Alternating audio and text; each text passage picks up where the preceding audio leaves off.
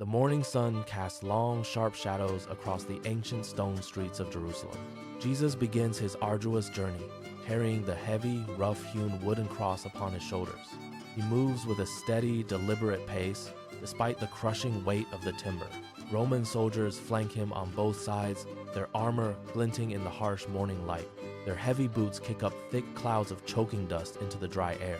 Mary Magdalene watches from the periphery, her eyes fixed intently on the procession. She stands behind a low stone wall, her heart heavy with unspoken grief. The procession winds through the narrow, crowded streets toward the city square. Onlookers press against the walls, their faces a mixture of curiosity and deep fear. The group reaches the bustling city square, where the atmosphere turns suddenly tense. Pilate sits upon his high, ornate platform, surveying the scene with cold, detached efficiency. The crowd murmurs restlessly, a low hum of voices filling the dusty square. Jesus stands before the platform, his breathing labored under the burden of the cross. Pilate gestures toward the crowd, his face unreadable beneath his official robes. The trial unfolds quickly, the legal proceedings feeling hollow and preordained. Pilate offers the people a choice, his voice echoing across the silent square. He asks if they wish for the prisoner to be released this day. The crowd erupts in a sudden, violent clamor, their voices rising in unison. They shout the name of Barabbas, demanding his freedom instead of the accused. Pilate nods slowly, his decision made as he watches the angry, surging mob. The fate of the man standing before the platform is sealed by their choice. Jesus remains silent, his gaze fixed on the horizon beyond the city walls. The soldiers move forward, prodding him with their spears to resume the march. The procession leaves the square, winding its way toward the hill in the distance. The weight of the cross seems to increase with every agonizing step he takes. Dust clings to his skin, mixing with sweat as he struggles to maintain balance. A soldier kicks at his heels, forcing him to keep moving forward. Mary Magdalene follows at a distance, her hands clasped tightly against her chest. The path begins to incline, leading toward the barren, rocky summit of the hill. Jesus stumbles, his knees scraping against the jagged stones of the road. The cross shifts, digging deep into his shoulder as he tries to rise. He looks up, his eyes meeting those of a bystander in the growing crowd. The bystander turns away, unable to bear the weight of his calm, steady gaze. The soldiers continue their rhythmic march, indifferent to the suffering they inflict. The sun climbs higher, intensifying the heat that radiates from the stone ground. The city of Jerusalem shrinks behind them, its walls looming like a fortress. The physical testament of his sacrifice becomes visible in his strained, trembling muscles. Every breath is a struggle, yet he continues to walk without uttering a complaint. The hill looms closer, its silhouette dark against the bright, cloudless blue sky. The crowd grows thinner as they approach the outskirts of the city. Only the most curious or the most hateful follow them to the base. The sound of the wind begins to pick up, whistling through the dry brush. Jesus pauses for a fleeting second, his hand gripping the rough wood tightly. He breathes deeply, preparing himself for the final ascent to the summit. The soldiers tighten their formation, ensuring no one can interfere with the march. The road narrows, forcing the procession into a single, grim line of movement.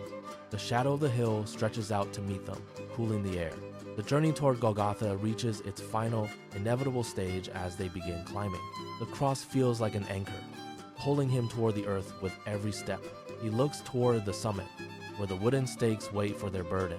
The soldiers quicken their pace, eager to finish their grim task before noon. Mary Magdalene stops at the base of the hill, watching them ascend higher. The silence of the desert begins to swallow the sounds of the city. Jesus reaches the steep incline, his feet finding purchase on the loose gravel. His shadow merges with the shadow of the cross on the dusty path. The final destination is now within reach, standing stark against the horizon line. He takes one last step, his resolve hardening as he approaches the peak. The soldiers prepare their tools, the metal clinking softly in the quiet air. The tragedy is set to unfold upon the summit, beneath the vast sky. The final walk concludes as they reach the top of the barren hill. The procession reaches the barren, rocky summit of the hill. A biting wind whips across the desolate landscape. The sky turns a bruised, ominous shade of purple. Soldiers force him to the ground with rough shoves. The heavy wooden cross hits the earth with a dull thud. He is positioned against the rough, splintered timber. A soldier raises a heavy iron hammer high. The first strike echoes sharply against the silence.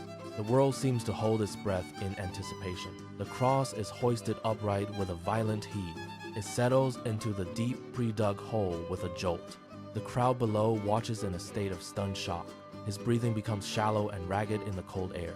He looks down at the soldiers with tired, bloodshot eyes. His voice rises, thin but clear, above the howling wind. He asks for forgiveness for those who orchestrate his pain. The soldiers continue to gamble for his simple garments nearby. Darkness begins to swallow the horizon, blurring the city lines. A sudden hollow sound of falling stones breaks the quiet. His head slumps forward as his strength finally wanes. The light fades slowly from his weary, upturned eyes.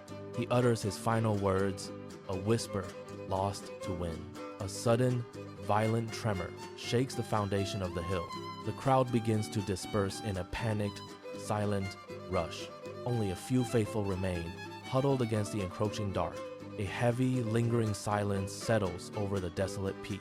Joseph of Arimathea approaches the soldiers with a somber request. He carries a clean linen shroud draped over his arm. The soldiers reluctantly release the body from the wood.